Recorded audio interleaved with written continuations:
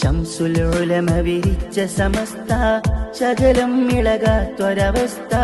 ഷറഫേറിടും അഷ്റഫ് നബിയുടെ നോട്ടം കൊണ്ട് വളർന്ന സമസ്ത, വളർന്ന സമസ്ത, വളർന്ന സമസ്ത.